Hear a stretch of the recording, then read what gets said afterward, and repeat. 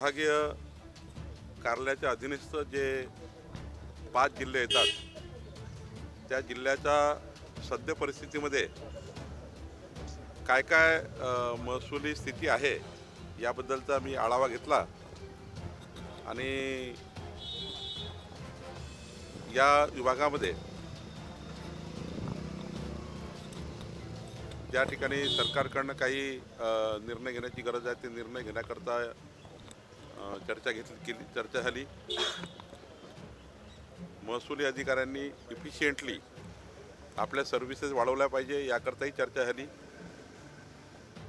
खास करून रेती तस्करी जे सुरू आहे त्या तस्करी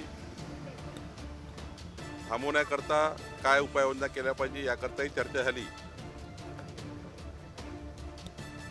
मोठ्या प्रमाणावर या ठिकाणी काही प्रकरणे प्रलंबित आहे, त्या प्रलंबित प्रकरणाचा निपटारा लवकरात लवकर व्हावा ही चर्चा झाली।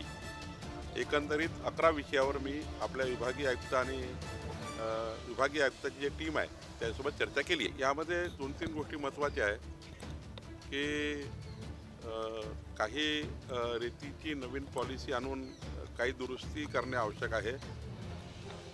काही रेती तस्कर हे मोठ्या प्रमाणावर संगनमत करून या ठिकाणी रेती तस्करी करतात, त्याचा तपास आम्ही सुरू केला आहे। मला असं वाटतं की एक चांगली पॉलिसी जर राज्याला मिळाली, देशातली उत्तम पॉलिसी जी असेल आणि जी सर्व कायद्यांना सुरक्षित ठेवून तयार करून आताची पॉलिसी आणि नंतर येणारी पॉलिसी जी घरकुला म्हणजे प्रधानमंत्री आवास योजनेच्या घरकुलाच्या लाभार्थी असतील किंवा मोठे मोठे बांधकाम असतील, शासकीय बांधकाम असतील, त्यांना